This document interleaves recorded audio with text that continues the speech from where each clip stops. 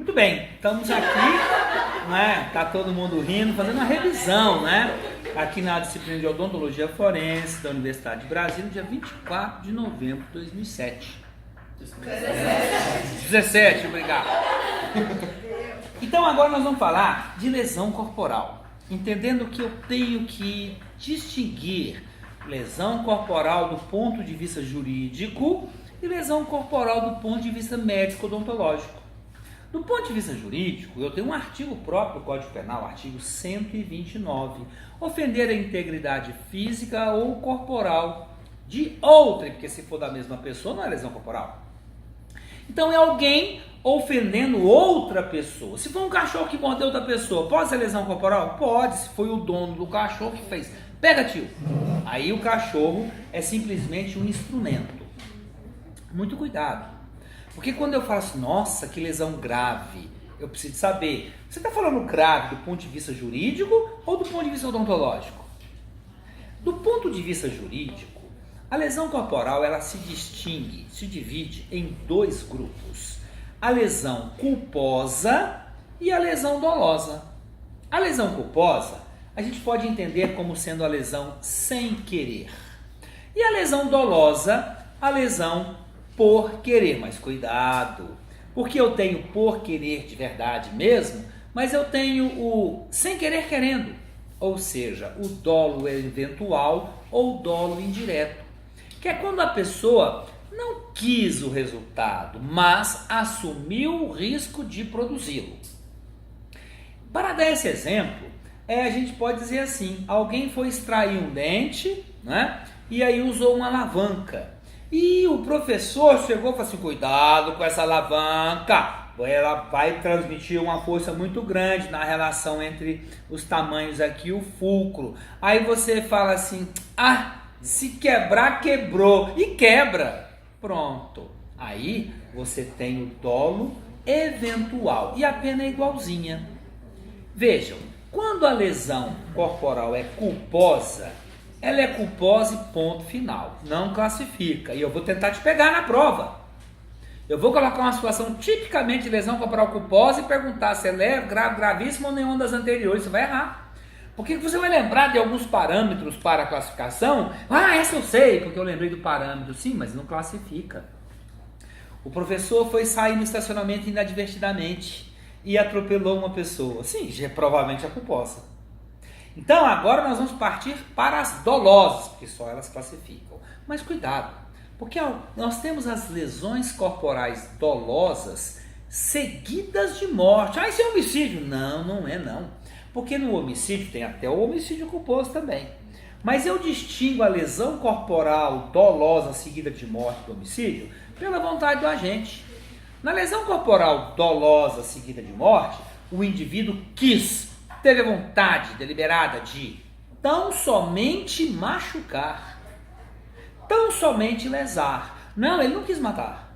Não, nem assumiu o risco de matar. Não, mas sem querer acabou matando. Também é chamado de homicídio préter-doloso, porque na ação pretérita eu tinha o dolo tão somente de machucar, mas na consequente eu agi com culpa, então eu mato com culpa. Mas por que não fica no homicídio culposo? É muito pior a pena por ser mais reprovável a conduta de um homicídio, de uma lesão corporal dolosa seguida de morte, do que do homicídio culposo. A pena é muito maior. Se é uma lesão corporal dolosa seguida de morte, eu também não classifico. Agora nós podemos classificar. Não vou mais repetir. É classificável apenas a lesão corporal dolosa não seguida de morte. Só essa que eu classifico. E eu a classifico em 3 níveis. E essa classificação não está escrita no código, hein? Porque no código só tem 2. É da doutrina e da jurisprudência. Doutrina dos estudos, jurisprudência dos julgados anteriores. E ela vai ser classificada como? Assim. Leve, grave e gravíssima. Parece bobagem, mas assim, qual é a definição da lesão corporal leve? Não tem. Então eu tenho que dizer que é aquela que não é nem grave nem gravíssima? Exatamente. O caput, o inciso primeiro e o inciso segundo vão definir para mim se satisfeitas as condições. Se não tem o caput, nem lesão é. Se tem o caput, é lesão. Se tem só o caput e não tem nada do parágrafo primeiro e nem do parágrafo segundo, a lesão é leve, do ponto de vista jurídico. Caput, é a caput, a cabeça, né? Então você vai lá, artigo 129, bom, 2 pontos. Ofender a integridade corporal, a saúde de outrem. Esse comando é o caput. Abaixo do caput, você tem subdivisões para sistematização do código. A primeira subdivisão de um artigo a gente chama de parágrafo, mas cada parágrafo também pode ser subdividido em alíneas, ok? Então, 129, eu tenho o caput, tem parágrafo primeiro e parágrafo segundo. O parágrafo primeiro, ele contempla 4 situações ou condições, e o parágrafo segundo contempla 5. Eu defini a lesão corporal leve como sendo aquela que atenda à cabeça, ao caput, mas a nenhuma das 9 condições, nenhuma das 9. A lesão é leve. Eu vou partir para a definição da gravíssima, que é mais fácil para você. Gravíssima é aquela que, além de atender ao caput, ela atende a pelo menos uma das 5 do parágrafo segundo. Porque a definição da lesão grave, ela é a mais extensa que tem. É aquela que tem pelo menos um dos 4 do parágrafo primeiro e nenhuma do parágrafo segundo. Porque se tiver uma do parágrafo segundo, ela já é automaticamente gravíssima. A pergunta já vem logo, professor, e se ela tiver as 4 situações ou condições do parágrafo primeiro, ela deixou de ser grave e passou a ser gravíssima? Não, ela continua sendo grave. Repetindo, lesão corporal leve, só tem o caput, não tem nenhuma das 9. Gravíssima tem uma das 5 do parágrafo segundo. E a lesão grave é aquela que tem pelo menos um dos 4 contidos no parágrafo primeiro e não pode ter nenhum dos 5 contidos no parágrafo segundo. Você quer fazer uma pergunta? É? Tranquilo, então vamos continuar. Levantou o dedo, coçou a testa. Você quer fazer uma pergunta? O Google responde para você. Né? Dá uma olhadinha. Não, porque nós estamos filmando aqui. É assim, agora não tem nada de formalidade, vamos filmar do jeito que sair, sem edição já coloca e fica muito bom, tá? Gente, agora vamos aprender, ou melhor, relembrar, quais são os 4 itens do parágrafo primeiro. Pois não. Claro, então vamos repetir. Qual é a classificação? É assim, eu já ultrapassei a barreira de ser lesão corporal, ser dolosa e não ser seguida de morte. Se classifica em leve, grave e gravíssima. Lembrando que eu tenho o parágrafo primeiro com 4 situações e o segundo com 5. Se não tem nenhuma das 9, ela é leve. Então se alguém te perguntar o que é lesão leve, eu falo assim, aquela não é nem grave nem gravíssima, você está correto. Tá? Grave é aquela que tem pelo menos um dos 4 contidos no parágrafo primeiro e não tem nenhum dos 5 contidos no parágrafo segundo. E é claro, então ficou fácil. A gravíssima é aquela que eu não estou nem aí para o parágrafo primeiro. O que é fato, ela tem que ter pelo menos um do parágrafo segundo. Aí ela já é automaticamente gravíssima. Agora vamos relembrar. Parágrafo primeiro. Não vou falar na ordem. Vou falar na ordem da minha lembrança. Um é muito interessante, chamado perigo de vida. E as pessoas se confundem. Perigo de vida é a situação concreta na qual, se não houver um pronto e efetivo atendimento, a pessoa provavelmente vai morrer. Tomou um soco, caiu na L2 ali, o ônibus passou, quase que esmaga a cabeça. A pergunta é, depois que isso aconteceu, precisou de chamar uma ambulância correndo? Não, não precisou. Então isso não constitui perigo de vida. Perigo de vida é situação concreta, que tem que acudir, que eu tenho que ter um comportamento que altere o curso, a evolução natural da doença ou da situação. Ok? Isso é perigo de vida. Então é perfuração de cavidades, rotura de grandes vasos. Isso é perigo de vida. Próximo. Vamos pensar agora na debilidade de membro, sentido ou função. Membros, 4 membros, sentidos, 5 sentidos, se quiser 6, incluindo a adivinhação. E função é genérico demais, né? Serve para função excretora, função, mil funções. Então veja, não interessa se o cara não enxergava tão bem antes da agressão. O fato é que ficou pior. Debilidade é ficar pior, mas cuidado, porque se ficar pior a ponto de remanescer apenas 5% da função, eu arredondo para perda. Ah, mas ele não é cego, porque segundo o relatório aqui médico do oftalmologista, ele ainda enxerga vultos. Não, ele perdeu a função da visão.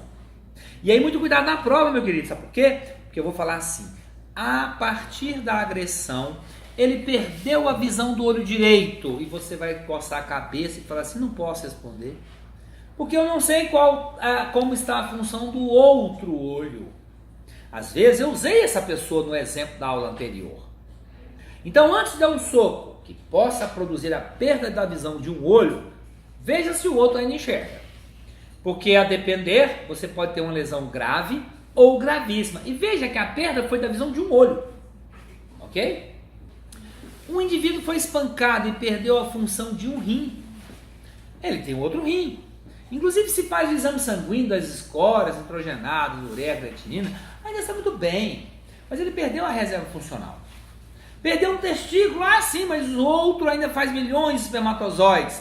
Então a gente aplica a regra divina, que é para facilitar. Se Deus fez assim, assim é que é bom. Se Deus fez assim, assim é que é bom. Para o apêndice não serve, porque talvez seja melhor não ter o apêndice, que aí é garantia de não ter apendicite. Então o indivíduo foi espancado e precisou tirar o baço, uma esplenectomia. Ok, ficou pior do que antes, porque apesar da função esplênica ser suprida por outros órgãos, uma função imunológica, uma função hemocaterética, é melhor com o baço do que sem o baço. Perdeu um dos rins, então em órgãos duplos, se tem dois, é com dois é que é bom. Se perder um, você tem... muito obrigado, França. Agora nós vamos comer bolo. Não corta não. Não para não. Eu também como um bolinho aí. Os alunos muito simpáticos trouxeram esse bolo no dia da revisão. Não sei não, hein? Tem aqui, para adoçar a boca na hora de fazer a prova, né? Então, retornando. Nós já comentamos, então, o perigo de vida e também agora comentamos a debilidade de membro, sentido ou função. Mas aqui a gente tem que fazer uma pausa e pensar na odontologia. Todos os dentes têm função numa boca? Ora, quase todos. Cuidado, porque às vezes o indivíduo perdeu um dente e não houve piora da função, porque aquele dente já não tinha antagonista. E muito cuidado. É um erro pensar que perdeu um dente e perdeu 1/32 da função. Porque a função mastigatória, ela não é distribuída de forma simétrica, equilibrada em todos os dentes. Então, enquanto os dentes anteriores estarão muito mais associados à estética, que vai estar lá no parágrafo 2º, deformidade permanente, os dentes posteriores estão mais relacionados à mastigação. Mas eu tenho sempre que imaginar, quando eu tiro um dente, o antagonista já não funciona mais e eu perdi a integridade do arco. Os adjacentes também não têm a mesma função, porque agora o bolo alimentar vai escapulir para aquela região que não tem o dente. Então é muito difícil e pouco desejável você usar matemática, né? Matematicizar, sei lá, coisa parecida, para dizer que perdeu tantos % da função mastigatória. Para algumas situações existem tabelas pré-definidas e seja o que Deus quiser, mas nunca é conforme a tabela, tá? Quer perguntar? Pergunte.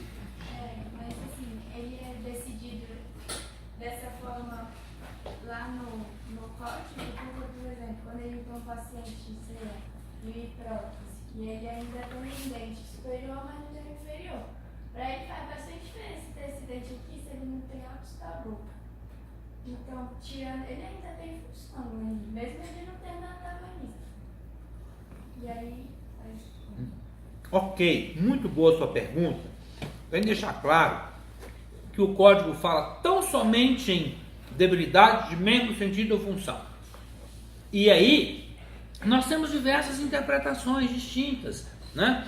Algumas pessoas, talvez por desconhecimento da odontologia, consideram que perder um dente não quer dizer nada, que é só colocar outro. Primeira consideração: se a pessoa, no momento da perícia, e aqui eu falo de uma perícia eminentemente criminal, que eu estou pensando no artigo 129, se ela não colocou o dente no local, eu tenho que considerar como está no momento. Claro que eu vou indicar a possibilidade de correção. Ontem eu vi um caso, estava discutindo, onde o indivíduo perdeu 2 incisivos centrais, colocou 2 implantes e ficou uma boniteza. Parabéns para o dentista que fez, ficou muito bacana. E aí, na questão de função, houve debilidade mesmo sentido função por algum período, mas hoje não mais, porque o implante tal qual foi colocado restitui quase que totalmente, é bom deixar o quase, tá? Quase que totalmente a função. A gente sabe que o implante não tem o ligamento periodontal, a questão mecânica da mastigação altera-se um pouco, mas é difícil de estabelecer. Outra coisa importante que a gente tem que entender, que às vezes você vai ficar na dúvida se houve ou se não houve. Coloca o que você tem de elementos, porque ao final, quem vai classificar a lesão se é leve, grave, gravíssima, não somos nós peritos.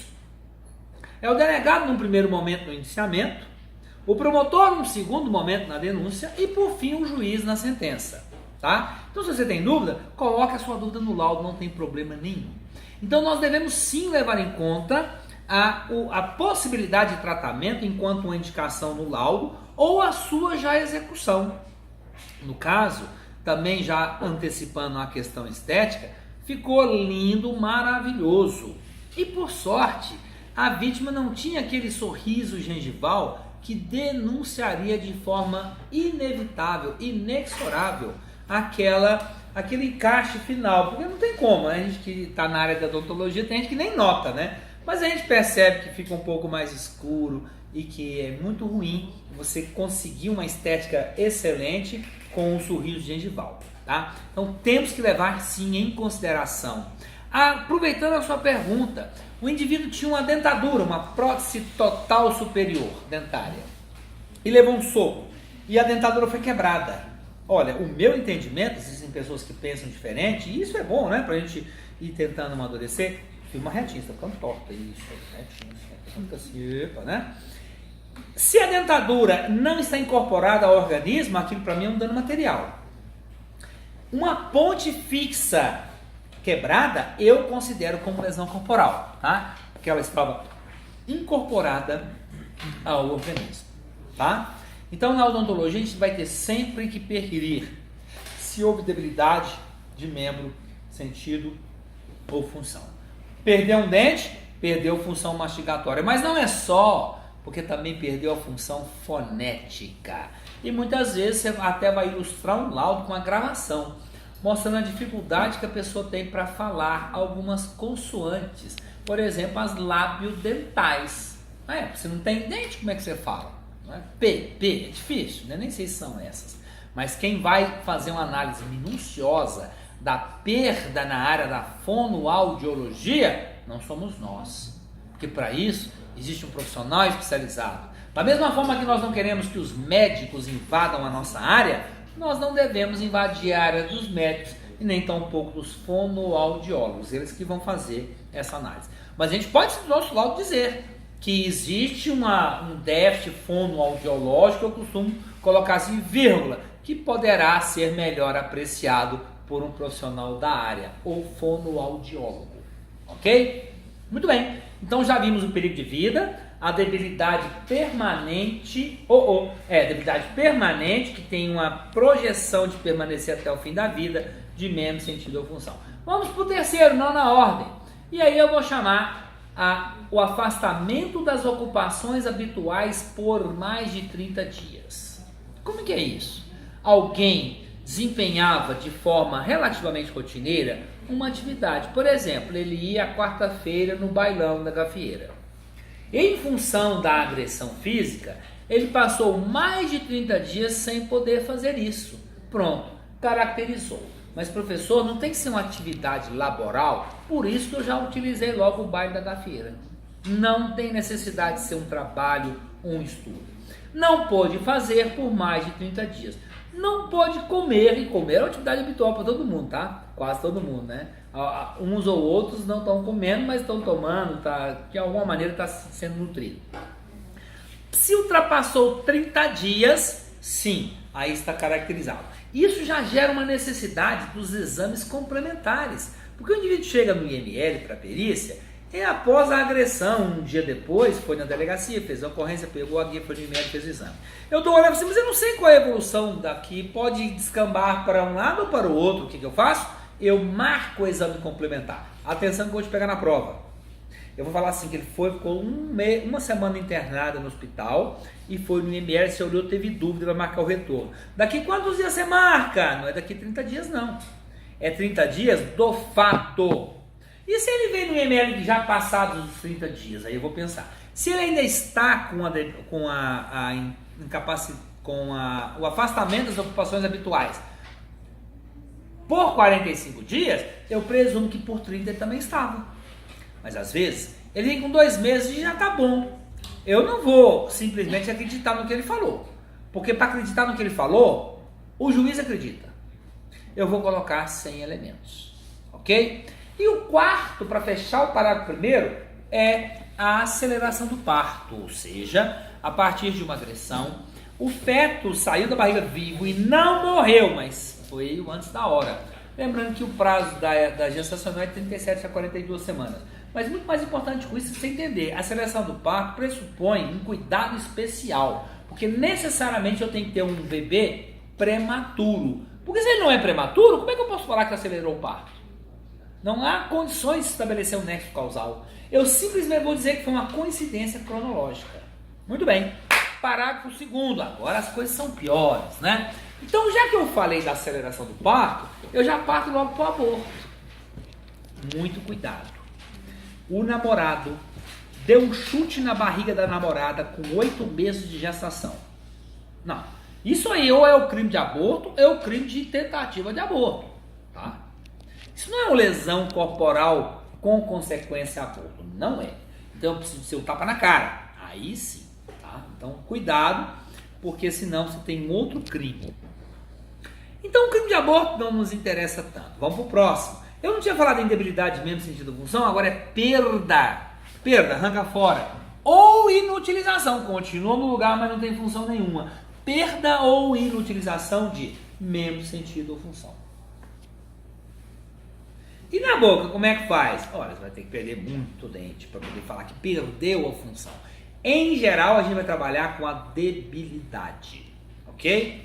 Lembrando que se ele não enxerga quase nada, eu arredondo para a perda. E aí então eu tenho a perda da visão, eu posso ter a perda da gustação, a ageusia, a perda do olfato, a anosmia, eu posso ter a perda de qualquer um dos sentidos, função ou perda ou inutilização no caso dos membros. Na odontologia, isso não é muito comum.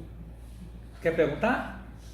Professor, naquele caso que disse no essa influência do menino aqui de Brasília, que o dentista Sim. todos os dentes, poderia se encaixar aí? Sim, aí é perda, mas você tem que lembrar que a gente sempre vai ter que entender o seguinte, isso não é que a lesão é leve, grave, gravíssima. Eu vou fazer essa indicação, porque ele perdeu a função, ele não tinha mais nenhum dente, mas a pergunta é uma situação na qual um rapaz teve todos os seus dentes extraídos e a indicação era para que apenas 2 fossem extraídos. Ele perdeu a função mastigatória, tá? Até o julgamento, se ele faz uma recomposição com implantes, isso tem que ser levado em conta. Mas no momento da perícia, ele não tinha nenhum dente, então ele estava sem a função mastigatória. Ah, não, mas ele pode mastigar com a língua e com as gengivas? Sim, mas isso é uma função residual que a gente arredonda para a perda. Perfeito, tá? Muito bem colocado. Mas cuidado, porque depois nós temos que ver se isso vai ser dolo eventual ou não. Porque se for culposo, nem classifica. Mas a classificação não somos nós quem fazemos, tá? Então vamos continuar. Então a gente já falou do aborto, da perda ou inutilização de membro, sentido ou função. Vamos falar da incapacidade permanente para o trabalho. Muito difícil de se caracterizar, porque tem que ser todo e qualquer trabalho. Mas ele era um pianista e teve os dedos quebrados. Não, ele pode trabalhar com aquele dedo duro de assessorista, não tem problema nenhum. Mas ele perdeu muito dinheiro, meu querido, estou falando de processo penal. Estou falando de código de processo penal. O que ele deixou de ganhar pelo problema do dedo, o lucro cessante, o dano moral da tristeza de não ser mais um pianista, o dano estético, inclusive, dos dedos todos tortos, ele vai cobrar em outra esfera, no processo civil. Ok? Mais um, que é a enfermidade incurável. Também difícil de ser caracterizada na odontologia, mas é uma situação que é para provavelmente o fim da vida e que causa transtorno para a pessoa. Ah não, agora ele tem que viver com a traqueostomia, agora ele tem que viver com a colostomia, ou com alguma patologia que lhe dê uma certa restrição, um certo trabalho, um certo dissabor, e com a probabilidade de ir até o fim da vida. E deixamos por último, não é por acaso, o critério deformidade permanente. Gente, como é que eu posso criar uma frase de efeito para definir deformidade permanente? É aquilo que causa constrangimento a quem possui e repulsa a quem observa. Ah, então uma cicatriz bem pequenininha na testa não é isso. Não, não é isso. Mas uma gigantona, grandona, hipertrófica, hipercrômica, hiperfeia essa é. Mas eu também não adianta você me perguntar a partir de que momento ela passa a ser, porque nós não temos como definir isso. Então, se você ficou na dúvida, ilustre o seu laudo e fala: senhor juiz, estou passando a bola, batata quente para o senhor vai definir, ok? Agora, se o indivíduo perdeu um incisivo central superior, eu considero que houve. Aí, às vezes, uma pessoa ou outra vai dizer que não, mas pode fazer uma correção. Fez a correção? Não, não fez a correção. Para mim, está configurado, sim, a deformidade permanente. Ah, mas isso é horrível, veja só a pena, o tamanho que é. Se você ficar olhando o tamanho da pena, você não faz o seu serviço. O seu serviço é saber. Uma pessoa poderia deixar de ir numa festa porque está sem um dente da frente? Essa é a pergunta. Ao ver esta pessoa na festa, os outros fixariam o olhar? Até lembrando, até o professor Mário Marques, né? Estava no congresso, BSB Forense 2017. Ele fez um comentário muito interessante, né? Do padrão que ele faz, e um deles é isso, né? A pessoa fixa o olhar, aquilo chama a atenção? Claro que chama a atenção.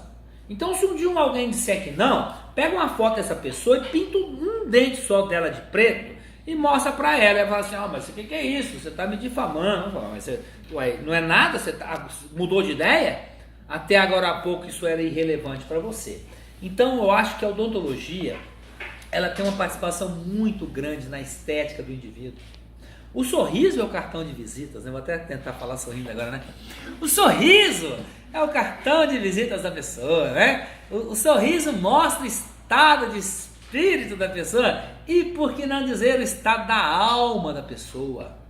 E você ter dentes perdidos, né? Fraturados, isso causa uma diminuição da estima da pessoa, tá? A pessoa nem se olha mais no espelho.